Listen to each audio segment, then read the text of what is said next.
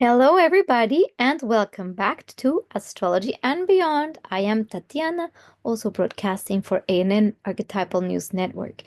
Today is that day again where I'm going to bring you the astro weather for the second half of April. And as you might have probably experienced, the energy of March and the first half of April might have been quite intense, especially during the eclipses. I know there is a lot of upheaval, lots of changes, people a little bit confused, lack of clarity in direction. There might be a lot of indecisiveness in the air. And at the same time, maybe opportunities showing up in your life. And all this with a lot of intensity. Now, the rest of April is not necessarily going to drop the intensity, but it's not necessarily that we're going to experience things that are traumatic in a certain sense. It's more like the amplifying energies of transformation, of change. This is the do or die. This is it. This is the last call to get on that bus. So this is do or die, and this is where we're at. And if we have been doing the work, and during the Venus retrograde phase and the Mercury retrograde phase, really looking within to reevaluate all of our life, basically, our relationships, our finances, what we love, our alignments, our truth, how truth are we being to ourselves, what really gives us pleasure in life, what's connected to our soul. If we've done that work during the retrograde phases, chances are that now it's clearer to go in the direction that our soul really wants to go, while all the planets now move direct. Venus will be direct, Mercury direct, everybody's direct. So this is where action, where all that thought, reflection, the reviewing of our lives now can move forward into maybe a next phase, not without a little bit of chaos, probably, or intensity, especially by the end of the month, where the most tension can be felt. But again, all the tension that will be felt during these times is really to really let us set free from whatever is holding us back from aligning to our true selves. So this is basically like the overview of the energy, but now let's see what this is looking like in our astrology charts. So I'll give you a little bit of overview and then my face again. So it's starting like April, well, April 15, 16 is basically after the 12th. We still have, so we're having a lot of Aries energy still present. Mercury will be conjoining Neptune. We have Chiron still in Aries. We have talked about this extensively, the sun, and hopefully we have been healing those wounds of the masculine during this whole time. And the fears of not being able to express ourselves in the world and go for what we want to. So this is something, the themes we have been working previously, and hopefully as we move past those themes, we'll be able to evolve into the next breakthroughs. So this is like a very big Aries energy. Now, Mercury moving into Aries, it's sharp, it's direct. The mind might be quicker. Our ideas might be more on point. Let's go here, there. I know where I'm going. It's aligning the mind with the action. And this is where we have a really good aspect of Mercury, Neptune, and Mars, because this is almost like what we think that it's inspired by spirit, which is Neptune. It's directly related to our will and how we're going to act that in the world. And this is kind of like the moment where things can begin to manifest. However, like everything Aries and everything when we're not completely in alignment, this can be a little bit premature. So there's always caution to have there. So we're sure of what we're doing, and it's not yet within a little bit of confusion, because Mercury and Neptune can bring also a little bit of confusion. Um, So that's kind of our first big theme. What else could be happening here? So of course, with Mercury and Neptune, we have the the heightened intuition. It's the time of imagination. So this is when, if you're an artist, particularly, this can be a fantastic time for insights, for creativity, for letting the juices flow and then get on it. Actually, myself, actually, I would like to show you this, but I would have to get up. But why not? I'll share it.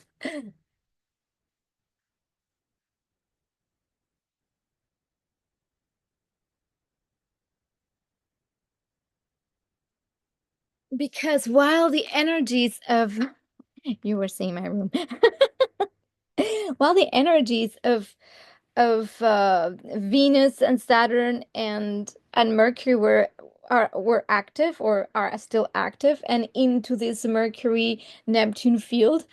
I'm an artist and suddenly I started getting all these ideas and then I just literally went and did one of them. This is just a sign that I made for a to gift to some friends. Well, it says bathroom. But this was like my artwork of the day because I just felt the inspiration to do this, and it's for a gift that I just felt inspired to do, and I just knew exactly how I wanted. Then I would just went, got the wood, got the paint, I sat down, and poof, here it is. Wow. So this is that kind of energy where if we are really in tune with our intuition, our ideas, this is where we can go and actually do it. We'll find the materials, we'll find the resources. And again, this is just one little example of me going on, I'm going to do this. You know? The other thing, the inspired speech. Inspired speech is when you just suddenly get this download and then speak some kind of truth or very deep insight. Or if you don't speak it, it could be also that you get insights from others. And then there's these aha moments. Also, a beautiful time for visionary thinking, thinking about what things can really be created. Because with the energy of Mars, they can be manifested. This is the time to align. Remember, all thoughts will be manifesting. So if your thoughts are aligned with negativity, with um like focused on fear, focused on any of the more negative aspects of life, what can happen is that the what we think will just manifest. So why not manifest great things? What we need to be careful of with this energy is because the lower frequencies of Neptune and Mercury can bring some confusion. And like I said before, too much premature action into maybe something that is not yet quite clear. There can still be a little bit of confusion. In my own experience, I have felt this time literally like shifting between timelines, this, that, and it's been crazy. But then I did something last night. I asked before bed because we're in this time of heightened dream possibilities. This is a great time for dreaming and getting messages and then writing them down and having very vivid dreams. I've been having like lucid dreams. And I ask before bed to my higher self, my angels, my guides, just like, I need to know, I need to have clarity around where I should be moving in life. And I got a first message, obviously, to move slowly, to not make rash decisions in a rush, but still take the time before choosing a specific pathway. But what was very interesting is that the dream that came through is not like, oh, this is what you need to do.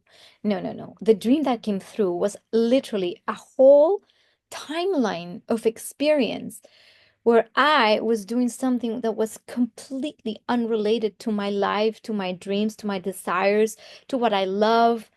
And it was a very interesting dream because it was me going to Oxford University in London and getting, like, I was registering to get, I don't know what kind of degree, but it was very prestigious and lots of uh strict rules to follow and curriculums, and I was by myself, far away from my loved ones, from my home, from what I love, and it was everything was new and it felt very lonely.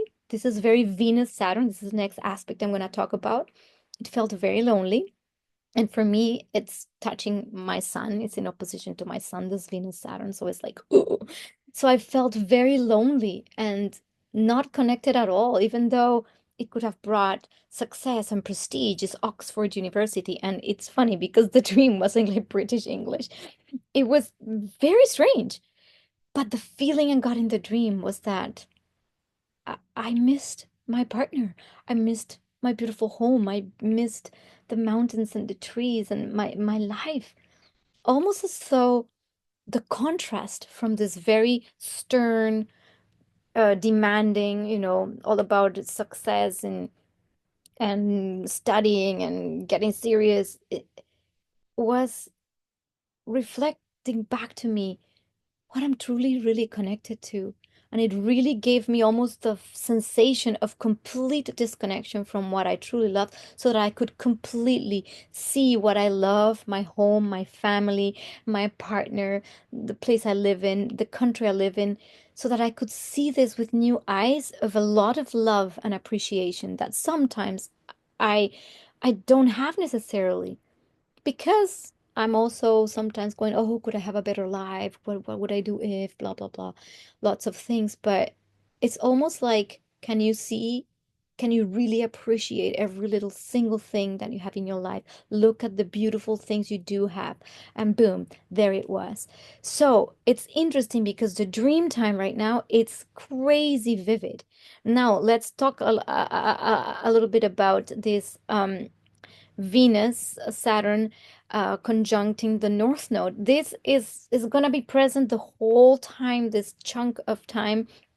And because Venus is no longer retrograding, it's no longer about necessarily the reviewing of what things are ending, what things need to be let go of, what areas of life have completed a cycle, reviewing your finances, how you're making money, um, who you're doing life with. Like that's kind of already ending. This is now the phase where we're like realigning to the things that are um, more present with what we truly really want to become. And now clarity is starting to come. That's the other thing.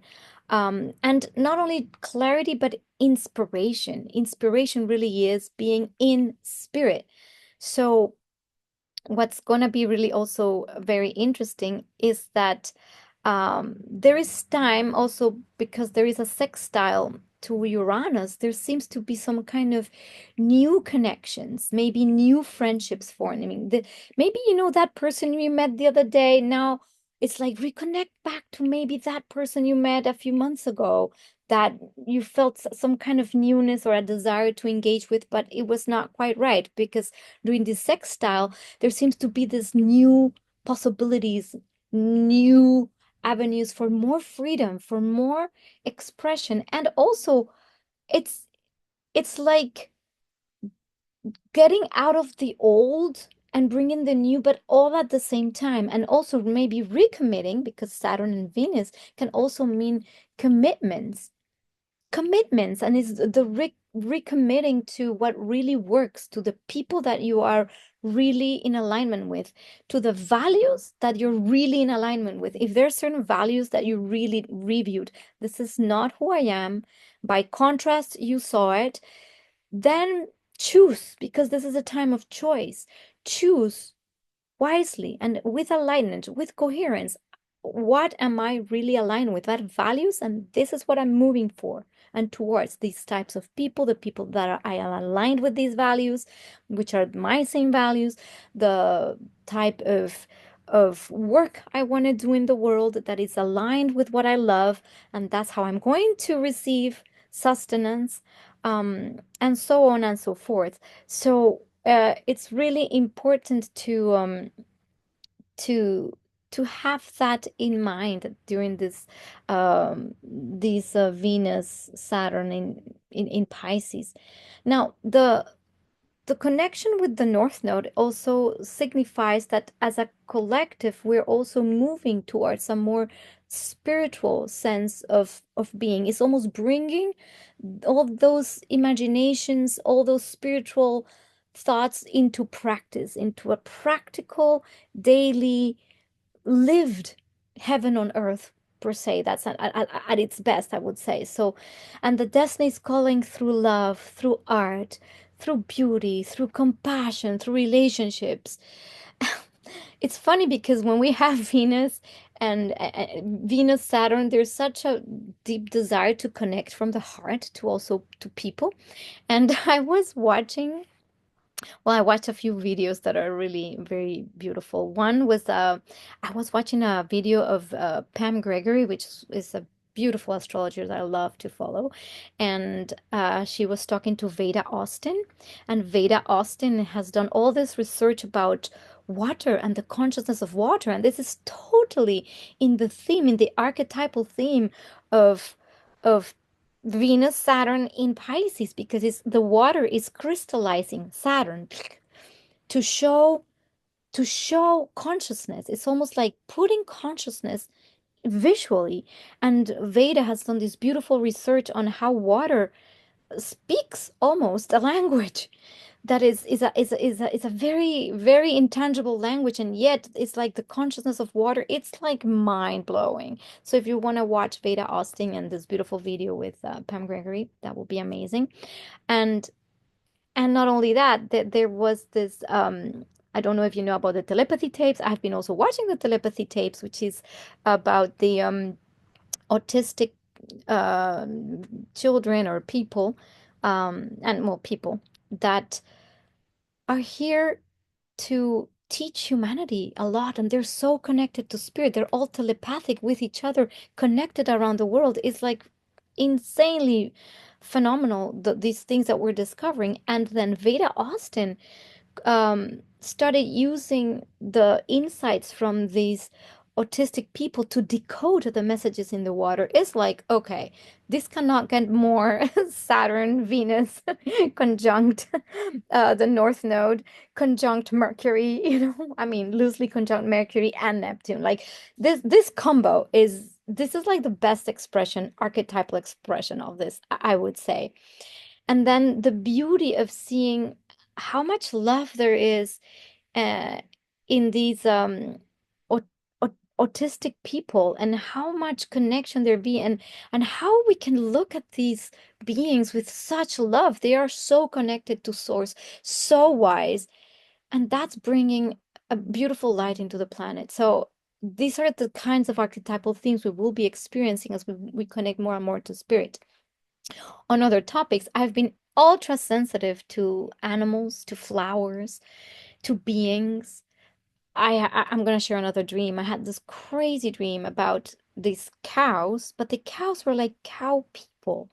They were beings, and they could talk, and they could share why they were upset about being treated as lesser beings because they're just bred to be killed and eaten or something like that. And I was like, I'm like, this is not okay. It's as though the animals could speak and say, hello, we have a soul. See us as part of the whole. And then I got these messages, lots of intuitive messages. Preserve life, honor death. That's been coming through. Preserve life, honor death. So now when I'm doing anything in the garden, or even when I see an ant on the counter, I'm like, oh, preserve life, take it out, And it's hard because, we're used to even not being very mindful, but this brings a lot of mindfulness and consciousness. On other topics of compassion, I was watching also Extreme Makeover Home Edition. I don't know if you remember that show, but it's beautiful because it's about somebody's, well, like a group of people going and completely revamping or making a new home for people usually that have struggles or disabilities or of families in a lot of duress, and then they build this beautiful home and everybody gets together, a community. And anyway, so I was watching this episode obviously yesterday and going like, oh my God, I'm so touched and teary. And so these are the kinds of things, these themes of connection. So when we leverage these themes of inspiration, intuition, connection, compassion, and love, Boy, are we acing these transits. What could be the lower frequencies of these transits? Because any conjunction can have really this highest expression or a lower expression. And on the lower expression, we might be faced with the opposite, with feeling lonely or disconnected, feeling unworthy. This is all the Venus Saturn themes that if we have not processed the lessons of self-worth, self-love, and reaching out to those that really love us and love as much as we can. By contrast, we might feel very lonely, disconnected, not part of anything, not belonging. And this was like the dream I had, feeling completely disconnected. That was exactly it. It's like, here it is. Feel it. And now what are you going to do? Poof. Then it brings you back to what you truly love. And the confusion. So it could be times of confusion, of lack of inspiration, actually, or even delusion or escapism. But Saturn will not let us just escape. It will bring the harsh reality to us. And that is the thing. We're here to bring something from the highest levels of consciousness down and not try to escape. Because if we're still trying to escape, it's not gonna go well. It could feel very depressing. It could feel lonely. We could feel that we have been really abandoned by the divine somehow. So let's not go there. How about we really find love in every little thing? Like even the little flowers. Go and see a little flower. Look at the morning dew, connect with a bird or a neighbor or I don't know, a loved one. Appreciate what you do have, all the wonderful things we have in our life, and all the wonderful people that you know. And if you only know one wonderful person, well, then just connect to that person. It just doesn't matter. It's really to appreciate everything. And that to me has been like, okay, this is a big lesson, you know, no complaining, no being a victim. With Saturn, there's no being victims because the victimhood time is over. And I've been like, okay, I get it. I'm not a victim of my circumstances. Okay, move on. I mean, it's also don't feel guilty if you feel sometimes victimy. That's totally fine too. But anyway, um, there has to be also an urge to evolve emotionally and creatively, and also a time to follow our hearts deeper and deeper in the path that we have been carving towards more spiritual fulfillment or soul fulfillment. This is just it. So at this time, you might be more poetic, you might be more sensitive, and let that really inform your life. Let that magic, this is a time for a magic. Let that magic infuse you. Go and do that piece of art. Like I made the choice to make the piece of art instead of doing a chore or something that I thought, oh, I need to do this. I was like, no, how about allow myself that? And then I had all these ideas of making more pieces of art. And I'm like, oh, I'm gonna start doing more art. So anyway, back to other things. Well, with Saturn and Venus, there's also a possibility of, like I said, more commitment, but also uh like having a good balance between what gives you pleasure and the responsibility. So this is where you can, for example, if you reviewed your financial, state within the retrograde period of Venus and said, okay, well, I actually did. I was like very diligent going, okay, where am I putting my money? Where are my things? I started doing my budgets and I went, okay, how can I give myself maybe put some money away? I started my jars, the the millionaire mind jars, literally. Just get my jars out and say, okay, if I want to be able to have more fun and travel and stuff like that, I'm gonna start a fun jar. So this is the fun jar for things that are, like going to dinner or buying myself nice things or whatever. So I started a fund. So I'm not just spending my money mindlessly. And I decided also, well, I already started a travel fund and then a food fund. So I'm like, well, I organize myself in a very Virgo way to be able to allow for the responsible choices that later can give us pleasure. So this is part of what we can do. Another important thing with Venus and Saturn is making sure you have healthy boundaries, because this is a time where we might have noticed that there are relationships that drain us or take us out of our center or are really not in alignment with us. So this is where we have to say, this is the end for this. Some relationships might indeed be completely ending. If you're completely non in alignment, they might just, this might be just the end of it. Um, and other relationships we might be wanting to recommit if they are still in alignment with our goals and our spiritual path. So again, because a lot of this is karmic, you might not need to do much. The universe might just do it for you. But if you have done this work yourself, it's going to be much easier to let go, to release, and to allow these new relationships that are coming in, that are opening up the next landscape to emerge. So that's kind of like the gist of it. So um, this is also a time that when you create something, it can be a long-lasting creativity. It's like this is where long-lasting relationships are also made. You know, Venus Saturn is great for marriage. If it's the right person, if it's the right energy, this is perfect for marriage, for commitment, and for creating beautiful, maybe long-lasting pieces of artwork. I hope that bathroom sign stays for a long time in that tea shop. I'm just laughing. But anyway, it's just fun. Um, Okay, so let's move on because this is a little bit the Venus Saturn. I spoke a lot about it because it's going to be the whole month is going to be about that. Um, so you will might feel all these relationship alignments and whatnot. Now, other things to look at. Dun, dun, dun, boop, boop. Where is this? Okay. We have now, well, the sun will be entering Taurus. Well, it will in my screen here because of the time is not yet Taurus, but it will enter Taurus on April the 19th. And when the sun changes sign to Taurus, there might be a little bit of a change of pace, not quite so much because there's still a lot of mental energy of fire. And with Mars entering Leo, it's a very different energy as well because it's really about self-expression. It's the fire energy. But when the sun moves into Taurus, there might be a little bit of a desire for more stability. So all these new ideas and new thoughts and things that want to come into reality are trying to stabilize themselves, or there might be a pull to kind of slow down a little bit, calm the horses, and start seeing how to ground things. And this is when it's very useful to use this energy of the Venus Saturn because Venus is going to be ruling the sun.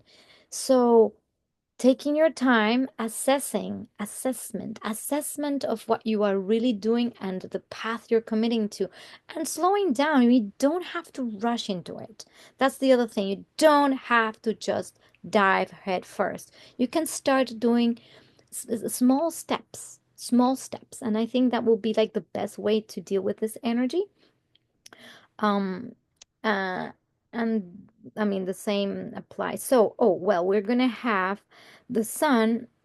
It's going to be once it enters Taurus, it's going to be squaring Mars. And with the sun square Mars, there might be also certain, let's say the action that we want to do might be a little bit rushed or forced. Like I said, there's a need for stability and a need to go for something, but we need to really assess if that really is in alignment with our identity and our that our ego desires are aligned with our soul desires. Uh, Otherwise, there could be some tensions arising also with people, also because this is where it gets complicated because the sun is going to be squaring Mars and squaring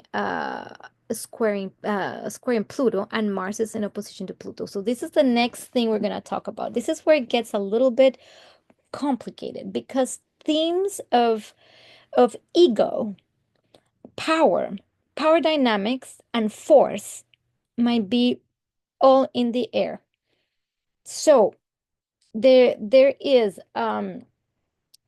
might be tension between the need for stability and the need for self-expression with trying to force oneself or being in misalignment. So this is where if we have not done the work of realigning, what could really happen is a lot of power struggles. And power struggles are really not fun uh, because this is where we must be very honest if we are acting from a place of fear or a place of ego desire, or if we're acting from a place of heart and a place of love and a place of opening.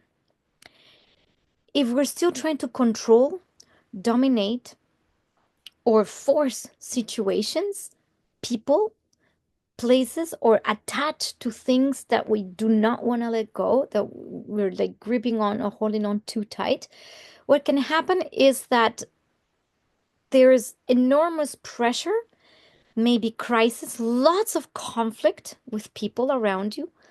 There could be butting heads. Again, the energy of force comes through. You know, when we're trying to force a round square through a round a square peg through a round hole, and it's just not going through. So there's a lot of friction. So we can feel the friction, and it's all in this uh yeah, it's like a lot of friction basically. So we might see this in the world, like in the world at large, in between countries fighting, between peoples, between ideologies, and there is this pull or this desire for a little bit of stability, a little bit of feeling that we're in alignment with or slowness, like I said before. And it's how do we get there? Do we need to force it or grab it or take it or push it? And this is going to be the challenge is can we allow to actually let go? Because Pluto is also asking us to let go of attachments, let go of our previous needs for control. This is already old. This is the old energy. So I guess this is the best way we could put it. Ego might be egos, when big egos come into your life, you'll feel that it's gonna expand. Uh, Pluto, Sun, Mars, big egos trying to, play macho and, like this is like the how do you call that, the Hunger Games. This is that energy of like the Hunger Games, like macho fighting macho, and like kind of uh like who's gonna win the battle, and it's the battle of the egos. And you know what, if we're still there, oh boy. But we might see that in the world, we might see that in your lives, in our lives. How do we change this? Well, we do some little shadow work, or looking at where in our lives are we still acting from our ego, from hurt and wounded places, from a need to control, and where did that come from? And can we just let it go? The other thing we can do is when these tensions arise, do not engage. My partner is very wise, and whenever I'm like all emotional, he'll go, do not engage. I'm like, okay, do not engage. And you're like, "Ugh!" Do not engage. Just go do your your pillow punching. And remember, Mars, with Mars and Pluto, the best way to release the pent-up energy and anger is to do anger processing, punching pillows, screaming underwater, and all the tools we know. And do not engage. This is the last time Mars is passing with Pluto after the retrograde, and it's just going to ask the question again, are we still going to be wanting to control, wanting to fight, or can we find resolution, and can we find ourselves in a better place of inner peace? Because honestly, I've been working with this a lot and saying the mantra, I am peace. I am the peace. And I've been asking for peace inside of me, because if I am in turmoil, if I am in heat, if I am in anger, that's what I put out in the world. And the world will reflect it back to me as conflict and difficulty and chaos and fighting and crises and this is where we need to use our mastery and say, how can I stay at peace? How can I be peace? And use the tools of compassion. Because when we have compassion, we can see from a much bigger, higher vantage point, the vantage point of the soul, that everything that is happening to us is not happening to us. We have designed it and created so we can evolve, so we can actually thank those souls that are creating the conflict and the mess and the difficulty and say, oh, wow, they are playing a role for me. And likewise, if there's world leaders in the world or that are creating chaos, war, and havoc, somehow, I know this is going to sound weird, thank them for creating the havoc so we can see more of the darkness, so we can see more of the dysfunction, so we can see more of what we don't want. We don't want more egos, more fights, more separations. We can start deciding, hey, I can change. I will be the change that I want to see in the world. Hello, me, in peace. So this is kind of part of that.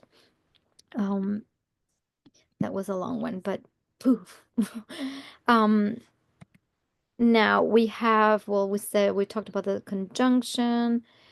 Okay, this is this is where it's gonna get juicy because I'm going to expand on the sun, but this is not just the sun. This is the new moon in Taurus. It's gonna be squaring, the pair here, and Mars and Pluto will be exact, well, almost exact. So the tension starts mounting around the 19th, but the pressure cooker is gonna be really boiling by the 27th. And let's see also what is in this mix. Black Moon Lilith in Scorpio, of all things. So this is a grand fixed cross that will bring about a lot of stubborn energy. Me, my way, the highway, what I want, what I need is my expression. It's, you know, this could be a little bit tricky. So if you have not yet given given yourself that spaciousness and that space to change, this is where you're gonna probably almost be forced to change because it's gonna get so ugly that it's just gonna break. But change, my goodness gracious, change. Change. This is what's been asked of us for a long time. How can we change ourselves inside? It's not necessarily changing everything outside, remember, it's an inner job. And this is where, if the inner job hasn't been done, and it will be projected out in your reality as very difficult times. You have been warned.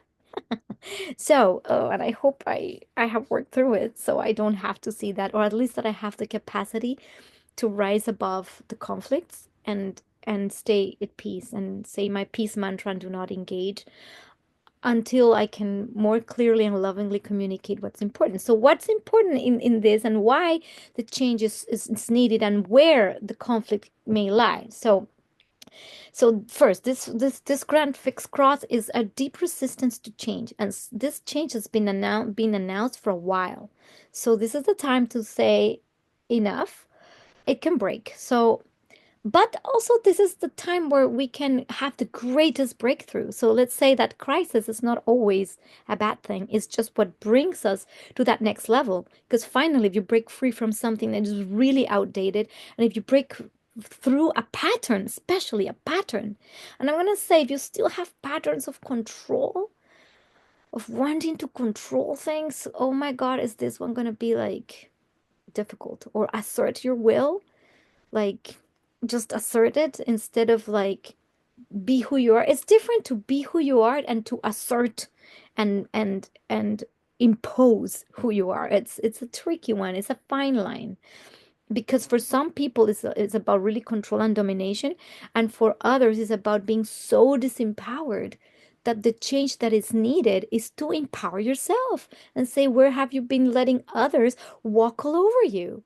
Literally walk all over you, from institutions, parents, governments, whatever, anything that feels like an authority. This is where things can, where a lot of people that have been kind of like people pleasing are gonna be like facing a big crisis and say, you gotta stand up for yourself.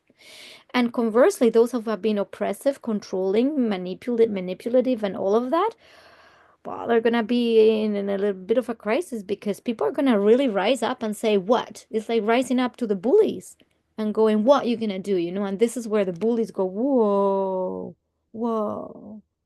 And then it's, so if you're the bully, beware, you know? So do we need to even get there? That's my point. We don't need to. Start now before these energies mount, and help the frequency of the planet by praying for peace, staying at peace, being peace.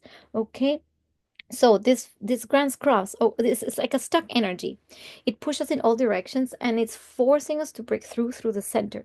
So the triggers that may arise, I'm gonna just enumerate from, I'm looking at my notes. So it's security, the sense of stability and security, versus the emotional intensity. Uh, so is that this need again for peace and stability versus emotion. This is from Black Moon Lilith in Scorpio.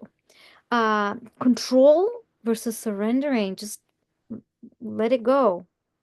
Independence, like I gotta go my own way, versus the intimacy and the connection. So how much, this is all about finding midpoints, but this, because the Grand Cross pulls in all directions, the idea is to find healthy balances.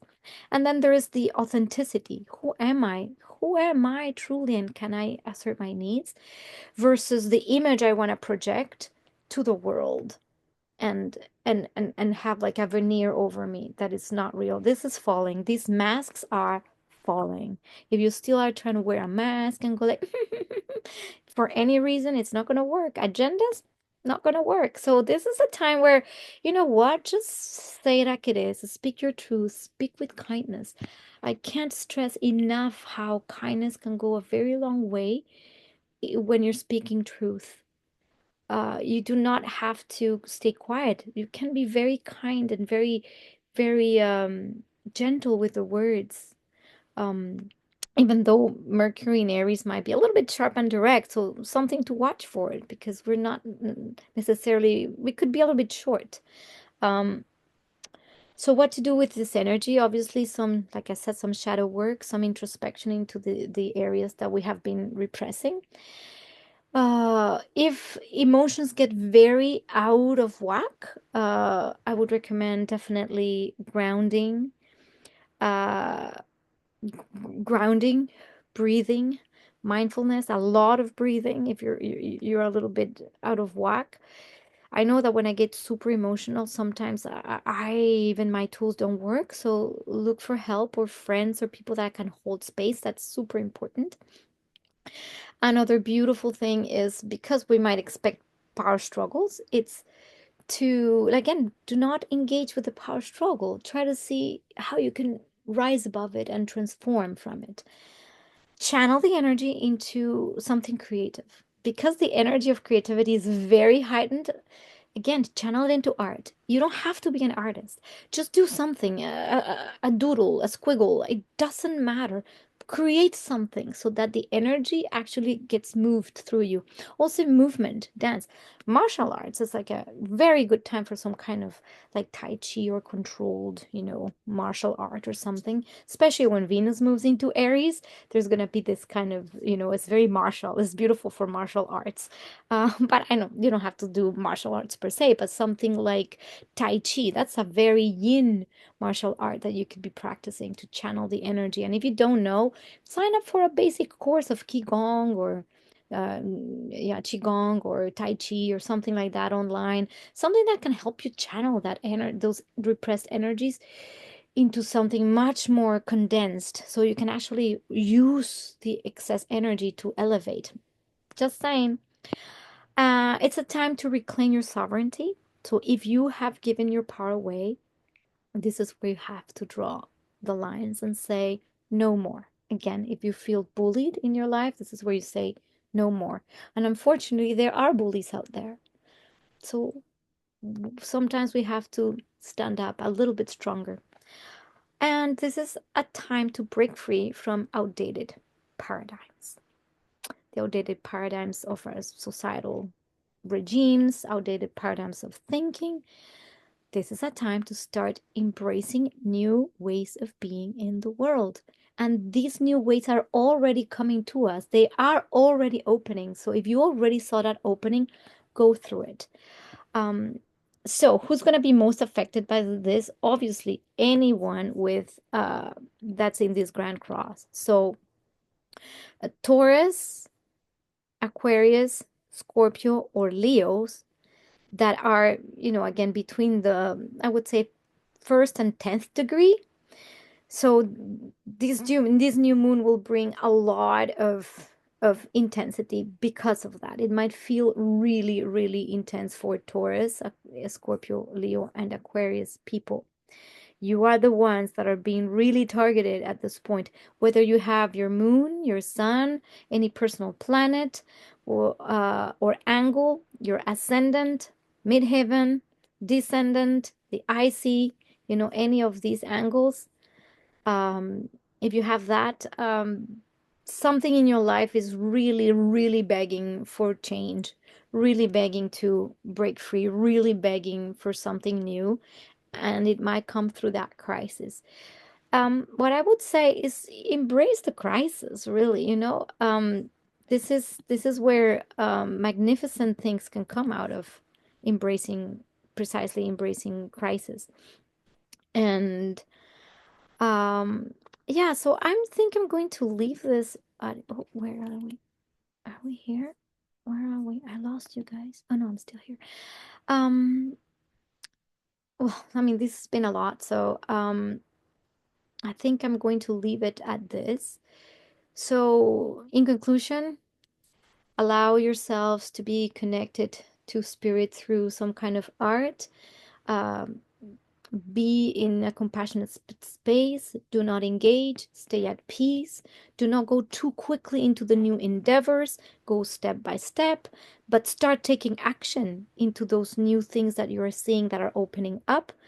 Find the clarity. If you have not yet gotten the clarity and are still stuck in a fog, do not move too quickly at this time. Wait until the fog clears and you can see more clearly.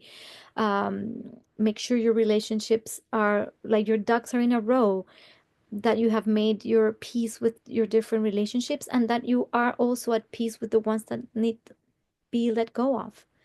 And and do that actively and with care. Remember, do not engage and stay at peace. These are like my recommendations for this time. Um, and last but not least, don't, if you can avoid watching too much of the what's going on in the world, the news, the media, because that is filled with fear, filled with conflict, filled with that energy. So if you're in that and then you engage with that content, even if it's not necessarily directed towards you, well, that's the energy you're going to be feeding. So we don't want that. Let's feed the energy of peace. This is the word for this part of the for this second half of the month. The word I am inviting is peace. I am peace. I am harmony. I am love. I am connection. I am compassion. And then you repeat this mantra whenever you feel the energy getting like that. You repeat this mantra. I am peace. I am harmony. I am love. I am compassion. You go into your heart, and that's how we help the world. That's how we bring peace. I know I say this a lot in my videos, but it's because these times are pivotal. This year is pivotal for humankind, and this is how we shift by being the change we want to be in the world, we want to see in the world. Please feel free to share this video if you like the content, if that inspires you, if you feel inspired by any of my shares, my dreams, my ideas, and this can help somebody. Please share the video, give it a like. It always helps, grow the channel. And I get very excited that I get to share this with you and share my passion for astrology and for helping and aiding those that need some guidance in times of turmoil. All right, I love you, and I'll see you in the next video. Bye.